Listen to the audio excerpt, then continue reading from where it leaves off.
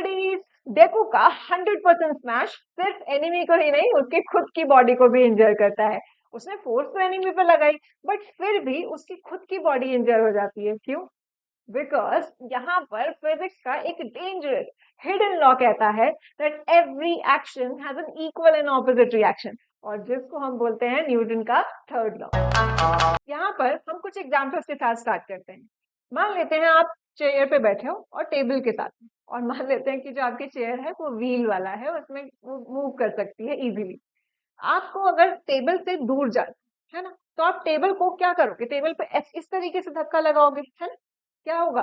आप टेबल पे कहाँ लगा रहे हो? जैसे force applied by the girl on the table, किस तरफ? इस डायरेक्शन में। जब आप इस तरफ फोर्स लगा रहे हो, आपने फोर्स लगाई टेबल पे इस डायरेक्शन में, लेकिन टेबल ने आपको इन रिटर्न किधर धक्का दिया? पीछे। समझ आया? आपका एक्शन क्या था कि आपने टेबल को इधर धक्का दिया। टेबल ने क्या ऐसे कहते मैं पीछे कैसे रहूं, मैं भी पीछे फेंकती हूँ, तो टेबल ने आपको और दूसरी डायरेक्शन में पीछे की तरफ धक्का दिया। सेम तरीके से अगर आप आगे आना चाहते हो, मूव करना चाहते हो, तो आप टेबल पे क्या करोगे? टेबल को अपनी तरफ, मतलब टेबल से खुद को उसकी तरफ खींचोगे। तो आप क्या कर रहे हो? फोर्स ऐसे इस डायरेक्शन में लगा रहे हो, है ना? लेकिन आप मूव किधर हो रहे हो? इधर, वो बिल्कुल ऑपोजिट डायरेक्शन में। समझ आया? आप जब टेबल के पास आने जा रहे हो, रिटर्न में फोर्स कहाँ लगा रही है? ऑपोजिट डायरेक्शन में। तो आपका एक्शन का इक्वल एंड ऑपोजिट रिएक्शन दिखता हुआ आप खुद रोज फील करते हो, है ना? यहाँ force applied on the girl on by the girl on the table, किस डायरेक्शन में? इधर, जब खींचा, और टेबल ने कहाँ लगाया? Opposite direction. ठीक है, कोई परेशानी, कोई दुख दर्द? अच्छा देखो, नेक्स्ट उसकी स्टेटमेंट पढ़ लेते हैं। स्टेटमेंट क्या कहता है? सेम जो अभी बोल रहे हैं तब से, every action has an equal and opposite reaction. ये किसी भी बच्चे से स्टेटमेंट पूछो, ये उसको रटी हुई होती है। ये स्टेटमेंट सबको याद रहती है, और सबको, हर किसी को ये वाला लॉ बहुत इजी, तीनों लॉज में से सबसे इजी भी यही लगता है समझना। बट प्रॉब्लम वहां पे आ जाती है कि इसके जो कुछ बहुत बहुत की पॉइंट्स है जो आप मिस आउट कर जाते हो, सिर्फ इस स्टेटमेंट को सोच के खत्म कर देते हो कि बस इतना सही है। इसके कुछ एग्जांपल्स पढ़ लिए, बात खत्म होगी। एक बहुत कुछ इंपॉर्टेंट स्मॉल, इसमें छोटे छोटे ऐसे कुछ कॉन्सेप्ट्स आते हैं जो आप अक्सर इग्नोर कर देते हो। आज हम उनको बिल्कुल स्टेप बाय स्टेप डिकोड करेंगे। चलो देखते हैं। सबसे पहले बात करते हैं सबसे पहले पॉइंट की, that forces always exist in pairs. जो फोर्सेस लग रही है वो पेयर में एग्जिस्ट कर रही है। ठीक है, कैसे? क्या बोला? आप जैसे फॉर एग्जांपल जब आप स्विमिंग कर रहे हो, है ना, तो स्विमिंग जब आप कर रहे हो तो आपने फोर्स कहाँ लगाया? पानी पे, पीछे। इन रिटर्न पानी ने आपको किधर फोर्स लगाया? आगे।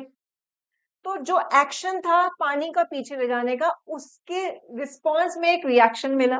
तो दो फोर्सेस जो हैं मेरे पेयर में एग्जिस्ट कर रही हैं, जोड़े में एग्जिस्ट कर रही हैं, है ना? तो और ऐसा नहीं है कि आपने अभी पुश किया, इधर पीछे धक्का दिया पानी को, तो पानी अभी सोच रहा है करूं नहीं करूं, बाद में लगाऊंगा, ऐसा तो नहीं होगा। जैसे जैसे ही आपने किया वैसे तभी आपको एक रिएक्शन मिल गया। तो दोनों फोर्सेस जो होती हैं वो साइमल्टेनियसली एक्ट करती हैं।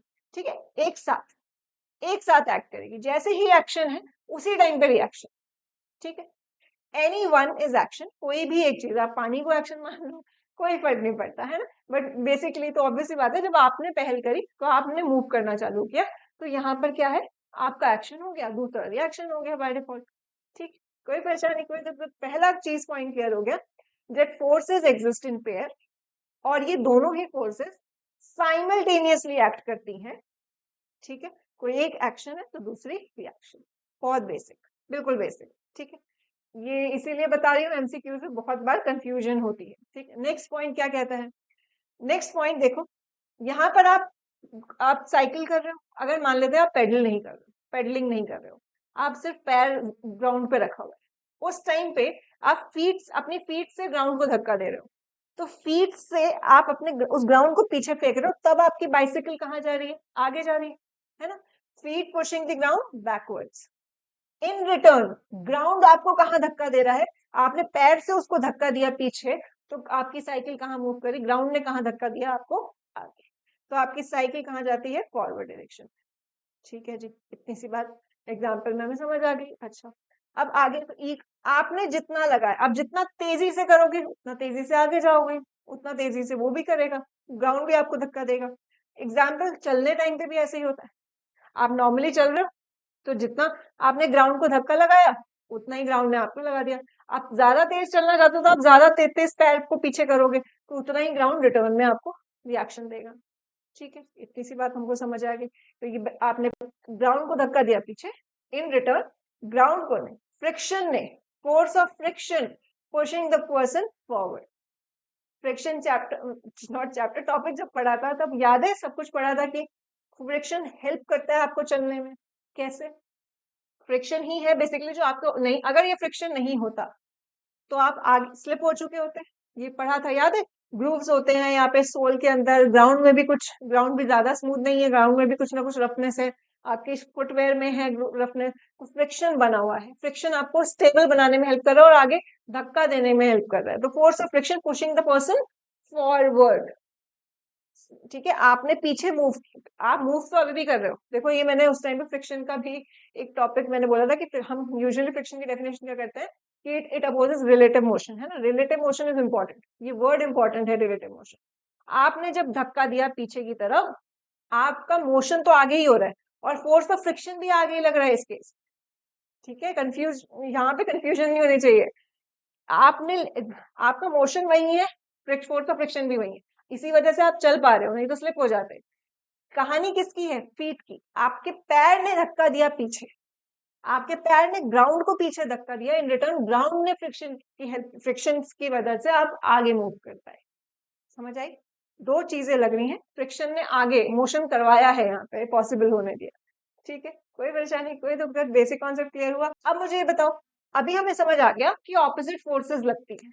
आपने इधर लगाया, आपने यहाँ पीछे की तरफ लगाई तो आप आगे मूव कर गए, तो हमें ऑपोजिट फोर्सेस लगती हैं, ये समझ आ गया।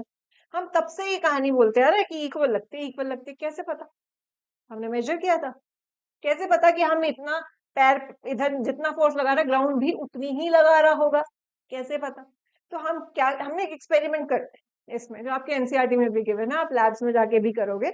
उसकी एक छोटी सी क्लिप है जो मैं आपको दिखा रही हूँ। क्या करते हैं बेसिकली, स्प्रिंग बैलेंस सबको पता है, जिससे नापते हैं सिलेंडर, या घर में कभी नापा होगा वो सब चीजें, है ना।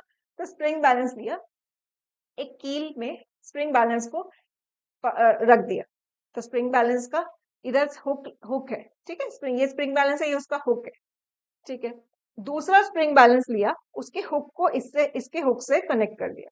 ठीक, अब मैंने क्या किया, इस वाले जो फ्री स्प्रिंग बैलेंस है जिसका कोई फिक्स एंड पे नहीं, ये वाला तो फिक्स एंड पे था, ये तो यहाँ टंगा हुआ है, यहां से उसको पुश किया, यहां से धक्का देना शुरू किया। अब क्योंकि मैं इसको यहाँ पर एक एक्शन दे रही हूँ, मुझे रिएक्शन मिलता है। मैं तो आगे वाले स्प्रिंग बैलेंस को कर रही हूँ, लेकिन मेरा पीछे वाला स्प्रिंग बैलेंस भी, जितना मैंने, जितनी न्यूटन का फोर्स लगाया, मान लेते हैं 2 न्यूटन का फोर्स लगाया, तो मेरी, अगर 2 न्यूटन का फोर्स कैसे पता लगा, स्प्रिंग बैलेंस में रीडिंग दिखती है मुझे, तो 2 न्यूटन का फोर्स मुझे वहां दिख रहा है, तो मेरा दूसरा वाला भी उतनी ही रीडिंग दे रहा होता है। तो इससे मुझे पता चला, एक एक्शन लग रहा था तो दूसरे ने भी कितना लगाया, 2 न्यूटन का, उसकी रीडिंग दिखाई देती है। तो यहाँ से हम इस एक्सपेरिमेंट से प्रूव करते हैं कि ये जो दोनों एक्शन एंड रिएक्शन लग रहे हैं वो क्या है, इक्वल मैग्नीट्यूड के है। ठीक है, इक्वल एंड ऑपोजिट। देखो इसमें क्या हुआ, देखो कनेक्ट हुआ एंड देन आपने धक्का दिया, आपने धीरे धीरे इसको पुश किया, तो देखा कि ये धीरे धीरे इसकी रीडिंग चेंज होनी चालू हो गई। जब इसकी धीरे धीरे चेंज हो गया 2 न्यूटन, अगर यहाँ 2 न्यूटन का लगा तो दूसरे स्प्रिंग बैलेंस में भी 2 न्यूटन का फोर्स हमको दिखाई दिया, रीडिंग दिखाई दी। दैट मीन्स हमारी जो फोर्स थी वो क्या थी, इक्वल एंड ऑपोजिट। ऑपोजिट वाली कहानी तो हम एग्जाम्पल से समझ ही चुके हैं, इक्वल का हमें इस एक्सपेरिमेंट से समझ आ गया। ठीक है जी, कोई परेशानी, कोई दिक्कत? क्या क्या पॉइंट समझ लिया, स्टेटमेंट पढ़ ली, equal and opposite reaction and reaction exist करते हैं।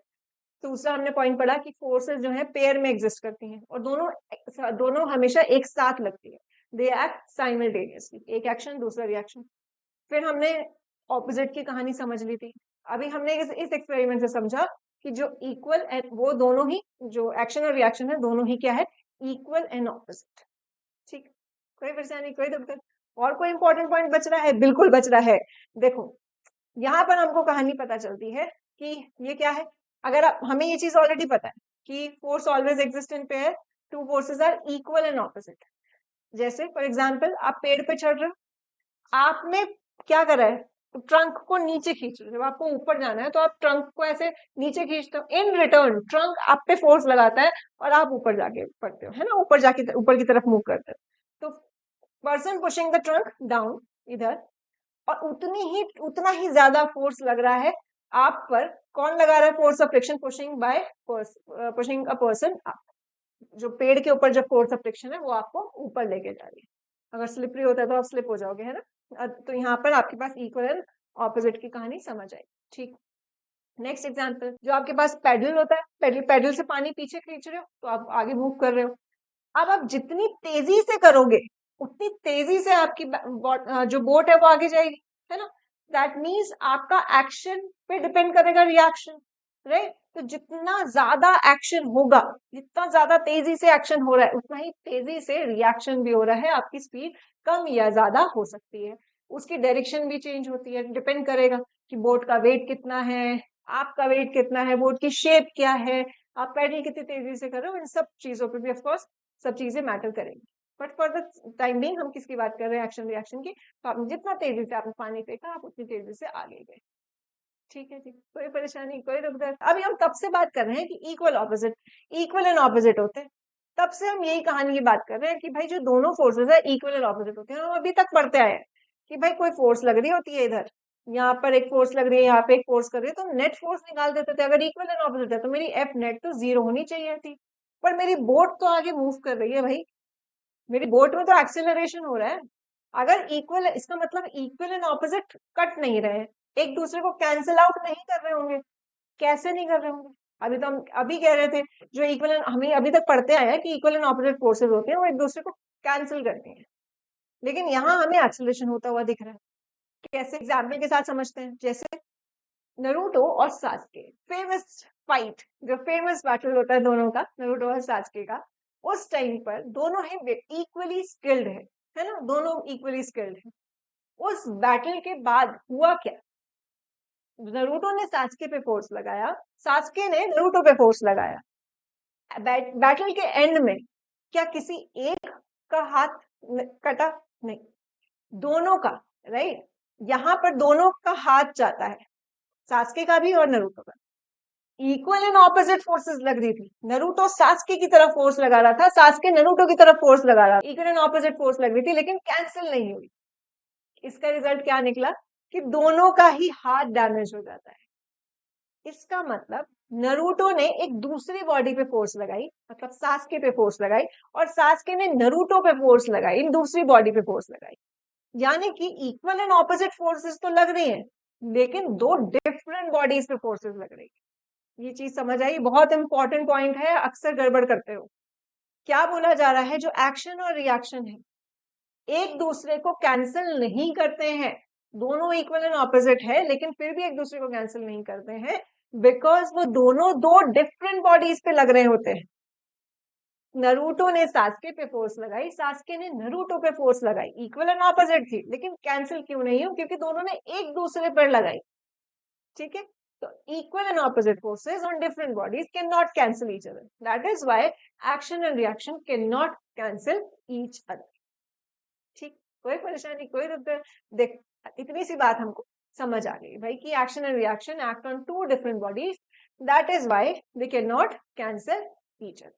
ठीक है जी, और कुछ बचा है? देखो, action can not occur without reaction.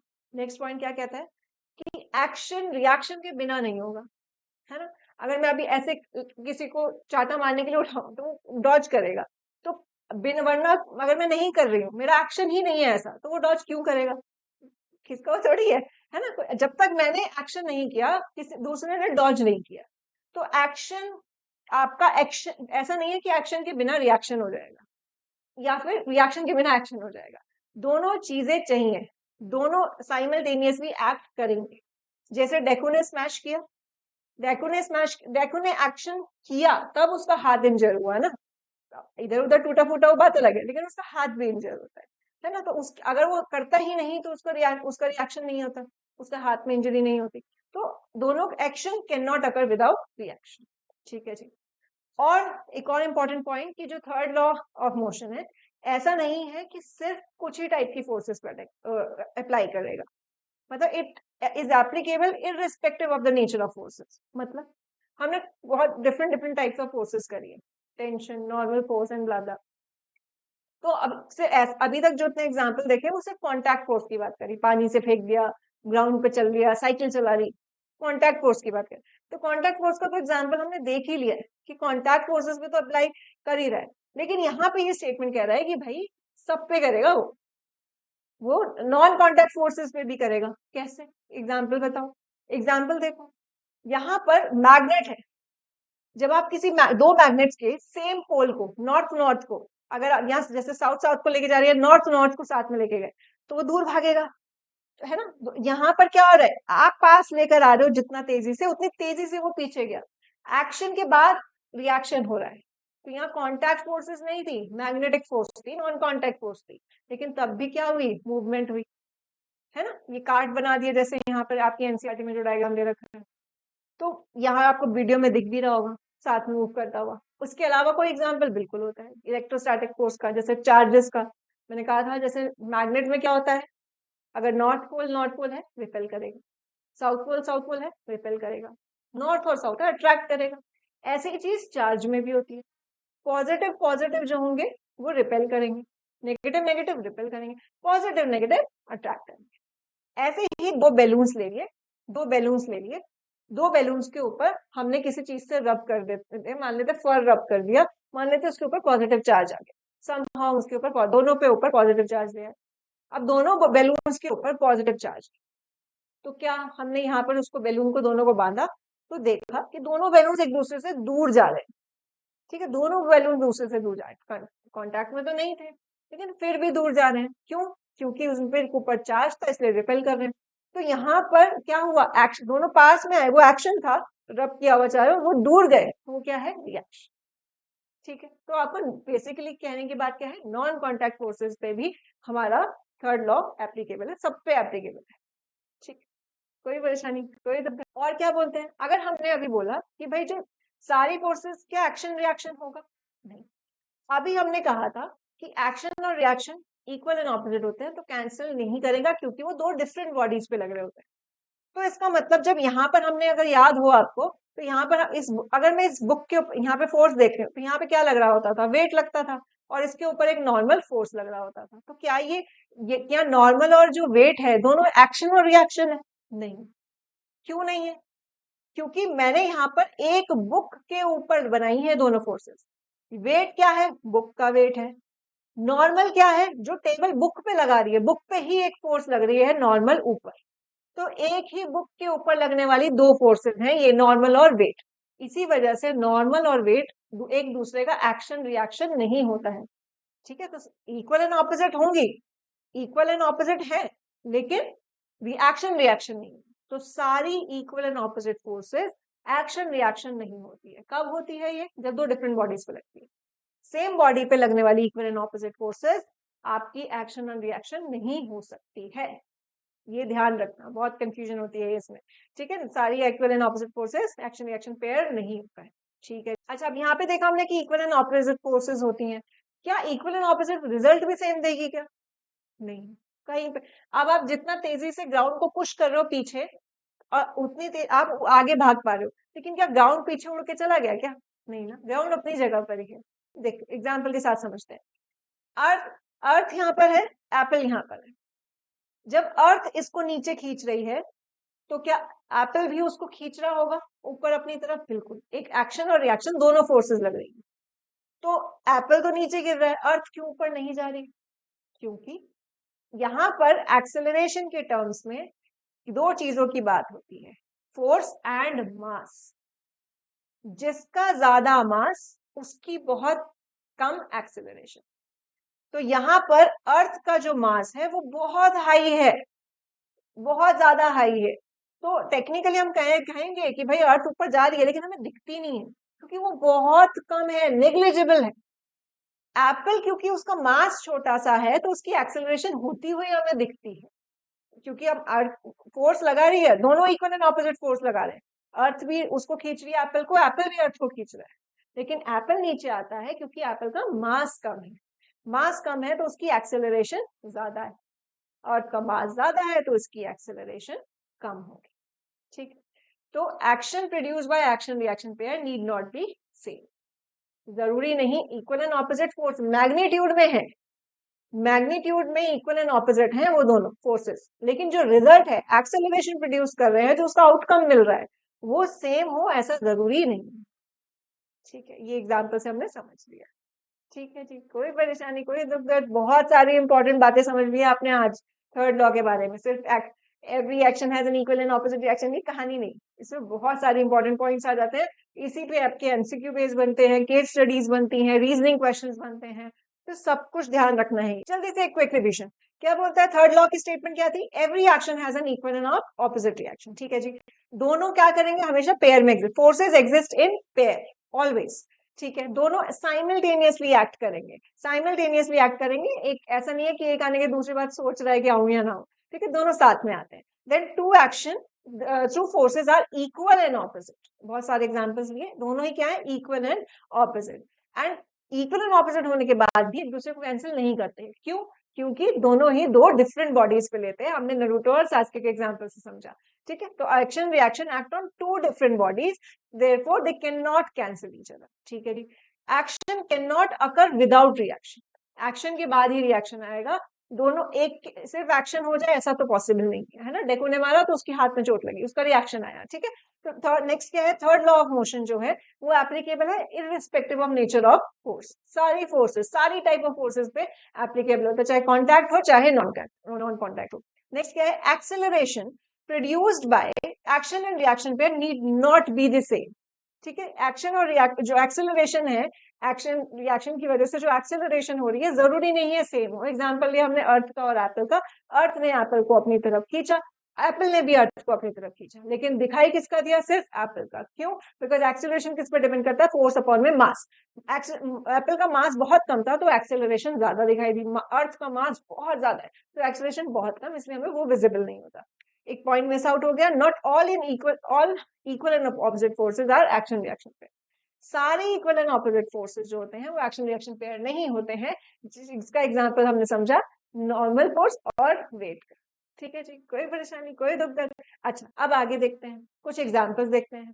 तो ये हमने ऑलरेडी देख लिया कि जब आप चलते हो तो ग्राउंड को पुश कर रहे हो पीछे, तो आपका रिएक्शन ग्राउंड आपको आगे दे रहा है। स्विमिंग में भी सेम चीज हो रही है, पानी को पीछे धक्का दिया, पानी आपको आगे धक्का दे रहा है। देन जब आपने नेल, अब देखते हो कि जब आप किसी प्लैंक में, वुडन प्लैंक में आप नेल को हैमर से हिट कर रहे हो, अगर आप पकड़ के नहीं करते हो तो आपको मुश्किल होती है ना। वो मूव करने लग जाता है, वो नहीं कर पाता, आप एक जगह पे नहीं टिक पाता। जब आप पकड़ते हो, आपने वुडन प्लैंक पकड़ लिया एंड तब हिट करते हो, तब आप उसको इजीली कर पाते हो। क्यों? क्योंकि तब आपका रिएक्शन इजीली बन पाता है। आपका एक्शन रिएक्शन का पेयर जो है वो इजीली आप कर पाओगे पकड़ने के बाद, मूव नहीं कर पाएगा। ठीक है, देन हॉर्स पुलिंग का कार्ट, हॉर्स कार्ट को आगे धक्का लगा रहा है और कार्ट उसको पीछे लगा रही होती है। तो हॉर्स क्या कर रहा है? आगे खींच रहा है और कार्ट उसको कहाँ लगा रही है? पीछे। ठीक है, या फोर्स ऑफ फ्रिक्शन भी आगे पीछे खींच रहा है। देन रिकॉइलिंग ऑफ गन, ये बहुत फेमस एग्जांपल है। गन शूट करते हैं जब, तो गन बुलेट ने आगे लगाया है ना, तो आपने जब गन ने बुलेट में फोर्स लगाया तो देखो गन बहुत बड़ी है एज कंपेयर टू बुलेट, है ना, तो गन ने बुलेट पे फोर्स लगाया, बुलेट तो आगे चली गई, लेकिन वो एक्शन था। रिएक्शन क्या हुआ कि बुलेट आगे गई, तो रिएक्शन क्या था? गन भी हल्की सी पीछे होती है ना। जब आपने देखा भी होगा कि बहुत ही प्रॉपर ट्रेनिंग ली जाती है कि अगर आप राइफल या इस कर रहे हो, आप शूट कर रहे हो तो प्रॉपरली उसे करें। बहुत लोगों के शोल्डर डिसलोकेट हो जाते हैं, इतना लेवल का आपका रिकॉइलिंग वेलोसिटी होती है ना। तो यहाँ पर ध्यान रखना है, रिकॉइलिंग ऑफ गन का मतलब कि जैसे अगर आपकी गन थी तो गन ने बुलेट को आगे धक्का दिया, ये बुलेट आगे गई, उसके रिएक्शन में जो आपकी गन थी वो भी पीछे मूव करती है, बट क्योंकि उसका mass as compare to bullet ज्यादा होता है तो वो कम होती है एज कम्पेयर टू बुलेट। ठीक है, नेक्स्ट देखो रॉकेट लॉन्च, फेमस अगेन। आपका जो फ्यूल है वो बर्निंग इफेक्ट देने, जब फ्यूल बर्न होता है तो वो गैसेस गैसेस उसके ग्राउंड पे ऐसे नीचे पुश कर रही है, ये एक्शन है। और रिएक्शन क्या मिलता है? रॉकेट ऊपर जाता है। ऐसे बहुत सारे एग्जांपल्स हैं। बर्ड्स उड़ रही हैं या एरोप्लेन उड़ रहा है, उस टाइम पे भी विंग्स जो आपकी फ्लैप्स जो है वो अलग अलग डायरेक्शन में ऐसे मूव करती हैं, तो वो उसके अकॉर्डिंग होता है जिससे वो डायरेक्शन चेंज कर पाए, नीचे आ पाए, ऊपर जा पाए अकॉर्डिंगली, वो असेंड डिसेंड कर पाए। आज का वो आगे पहुंच लूं बस ओरेली। मुझे आप इतने एग्जाम्पल्स हमने पढ़े, मुझे सिर्फ एक एग्जाम्पल कोई भी यूनिक जो हमने वीडियो में कवर ना किया हो, ऐसा एग्जाम्पल आप मुझे कमेंट करके बताएंगे। ऑलराइट, नेक्स्ट क्लास में हम करेंगे कनेक्टिंग बॉडीज का फोर्स, जो आपका एक न्यू टॉपिक, वैसे हम ऑलरेडी न्यूमेरिकल्स में इस टॉपिक को कवर कर चुके हैं, जिसमें हमने करा था ट्रेन में जो ट्रेन थी उसमें आगे उसके वैगन्स वाला क्वेश्चन किया था। सॉरी, बहुत सारे क्वेश्चन हम ऑलरेडी कर चुके हैं, बट फिर भी एक सेपरेट टॉपिक दिया हुआ है एनसीईआरटी में, तो उसके अकॉर्डिंगली इसको सॉल्व करेंगे। ठीक है जी, नेक्स्ट क्लास में मिलते हैं। और फिजिक्स साइनिंग ऑफ, बाय।